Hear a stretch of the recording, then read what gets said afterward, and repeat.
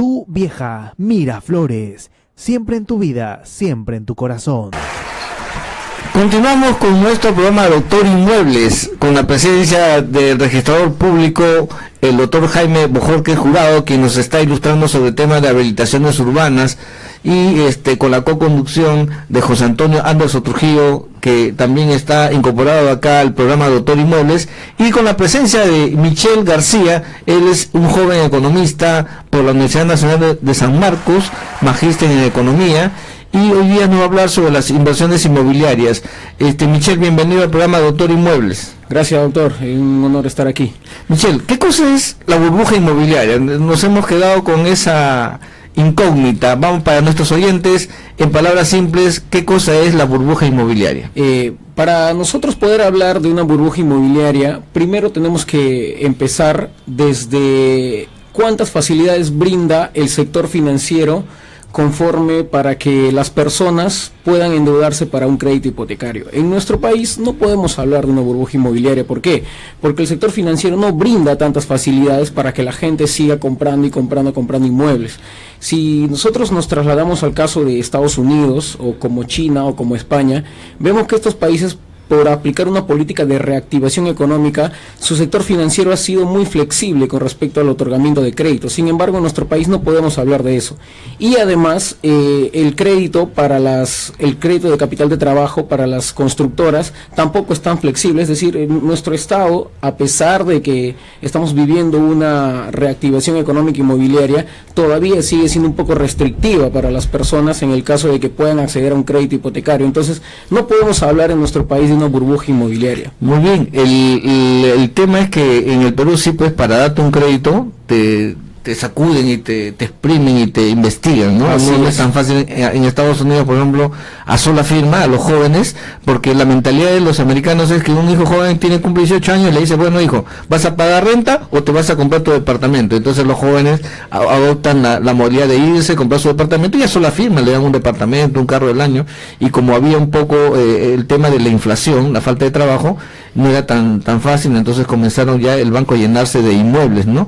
Y el tema, ¿cuándo nace el boom inmobiliario en nuestro país? ¿Desde qué año más o menos económicamente existe el boom inmobiliario hasta ahora? ¿Hay una reducción, hay una recesión, hay una desaceleración, como dicen los economistas? Paradójicamente, nuestro boom inmobiliario empieza cuando empieza la crisis financiera en los Estados Unidos.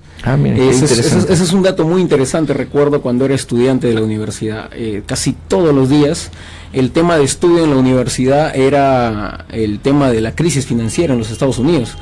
Entonces, en nuestro país, a partir del año, entre 2008 y 2010, empieza todo este tema de la construcción, la flexibilidad para que la gente pueda acceder a un crédito hipotecario. De hecho, desde hace ya 2 a 3 años atrás, tú no podías sacar un crédito hipotecario viviendo con es decir, 2 amigos pueden sacar un crédito hipotecario para que puedan pagar un inmueble.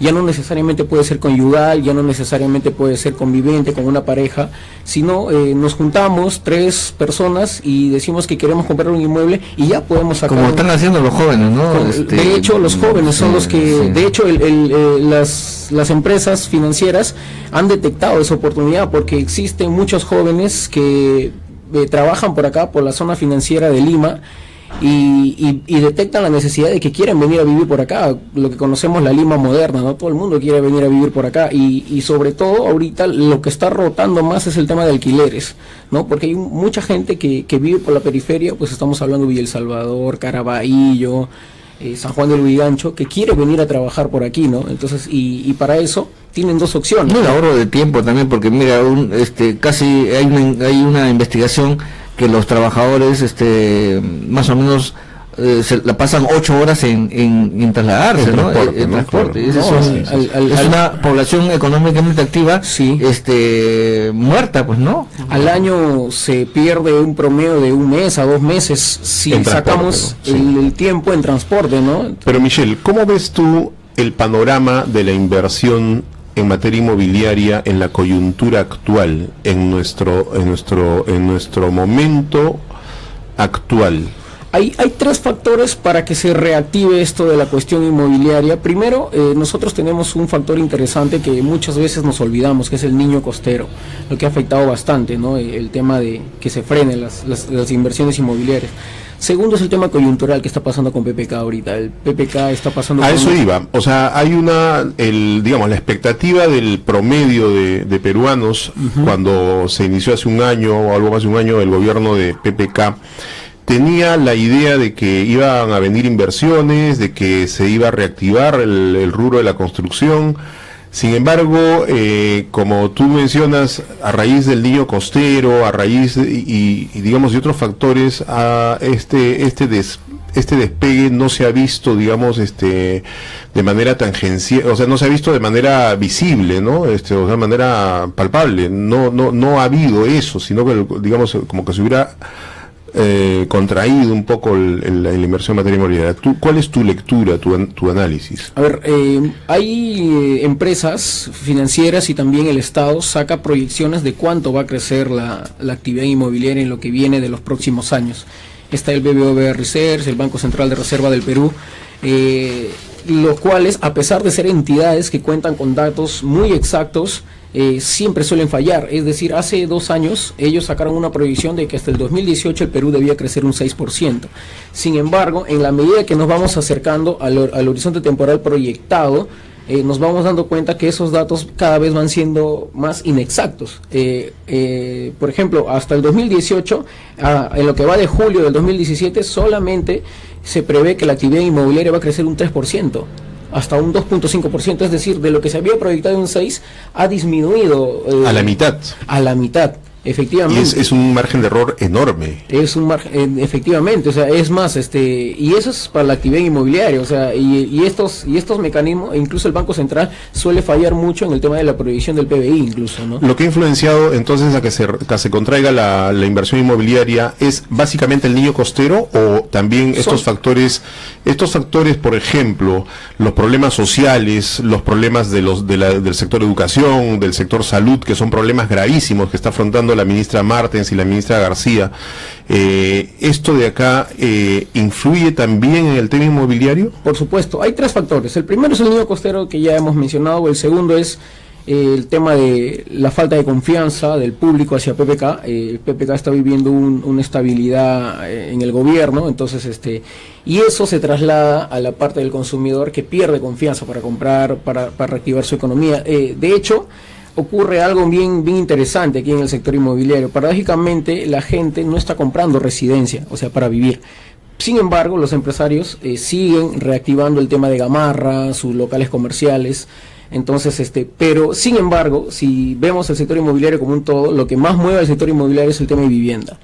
Entonces, ahí el tema principal es la falta de confianza por parte del público hacia adquirir un inmueble, y sobre todo en lo que va del 2017, el público ya está sobreendeudado. Entonces, si nosotros analizamos el sector inmobiliario como un todo, la clase media ya está endeudada, ya tiene créditos vehiculares, ya tiene créditos personales para una tarjeta de crédito, que es lo que más los mata, y sobre todo tiene que endeudarse todavía para una hipoteca. Entonces, ese es como que si nosotros ganáramos 2.000 soles al mes, y ya como que 1.500 soles ya se está yendo en todo el gasto. Michelle, ¿cuál sería tu perspectiva para los siguientes años, 2018, 19, 20, 21, hasta, digamos, el final del gobierno de PPK? Entendemos que el niño costero ya pasó, se va a necesitar gran cantidad de dinero para la reconstrucción.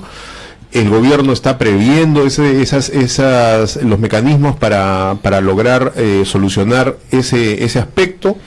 ¿Cuál es tu perspectiva? Yo lo que considero es, primero, el Estado es el que primero debe generar mecanismos para que se pueda reactivar esto. Le pongo un caso: Miraflores ahorita está otorgando mucho más permisos para que se puedan construir pisos más altos, por ejemplo, ¿no?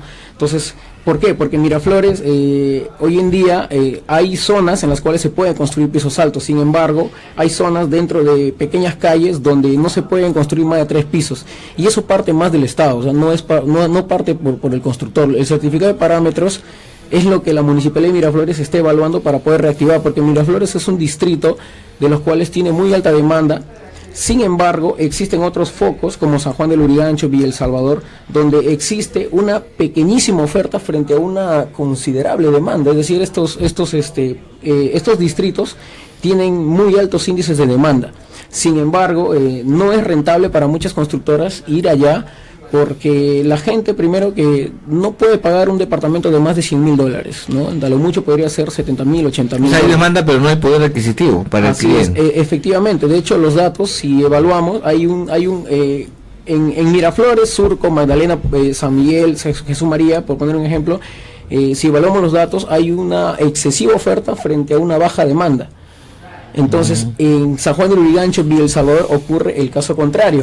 Hay una excesiva demanda, es bien alta la demanda frente a una poquísima oferta, ¿no? Sin embargo, lo que tienen estos distritos de particular son sus focos comerciales. San Juan del Lurigancho, Villa El Salvador, están teniendo focos comerciales mucho más grandes de lo que incluso puede mover San Miguel. De hecho, La Victoria, por considerar, no es un distrito donde haya mucha gente que tiene harto poder adquisitivo. Sin embargo, Esta Gamarra, por ejemplo. Gamarra, ¿no? por ejemplo. O Villa El Salvador con el parque industrial, por Así ejemplo. es, efectivamente. Y San Juan del Lurigancho, que tiene mucho más focos comerciales. Por ejemplo, está Zárate, está más adentro de los 2 metros. Toda la tregua de Caquetá, ¿no? Por ejemplo. Así es. Entonces, son dos cuestiones para analizar.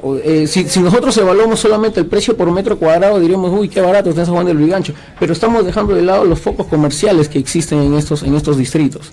Entonces, son factores a considerar, y de hecho hay distritos que nosotros podemos considerar que solamente son residenciales, y hay otros distritos que, además de ser residenciales, tienen sus focos comerciales, ¿no? Muy bien, Michelle, muchas gracias por ilustrarnos. Nosotros vamos a invitarte en estas en próximas sesiones relacionadas con el tema inmobiliario, porque hay otras preguntas que han quedado en el tintero. Agradecemos tu participación en nuestro programa Doctor Inmuebles. Lo mismo Jaime Bojorquez Jurado, muchas gracias por venir, ilustrarnos sobre habilitación urbana.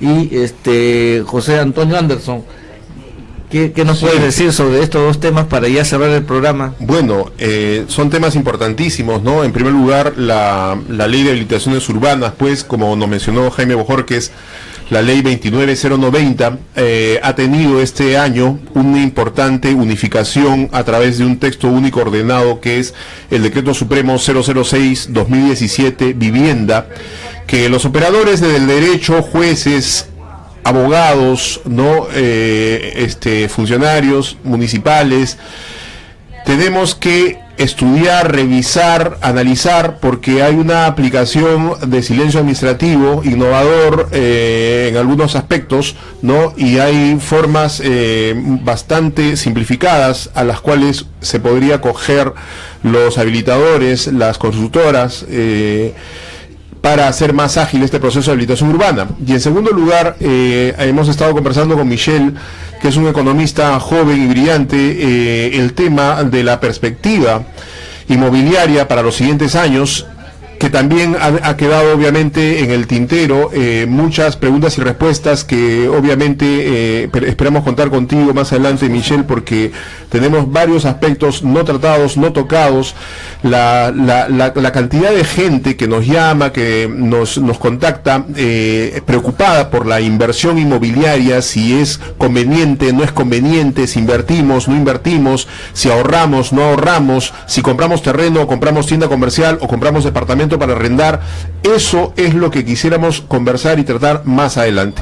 No se olviden, señores oyentes, pueden formular sus llamadas, sus preguntas, y pueden llamarnos al 242-5581, seguirnos en Facebook a través de Miraflores TV Digital, o en Twitter @Miraflores TV 82. Y así mismo los invito, el día 1 de septiembre voy a dictar una conferencia gratuita organizada por la Municipalidad de Santiago de Surco, en el Parque La Amistad, ubicado en Caminos del Inca con Benavides, el día 1 de septiembre a las 6 de la tarde, saneamiento de inmuebles. Y el próximo sábado tenemos la presencia del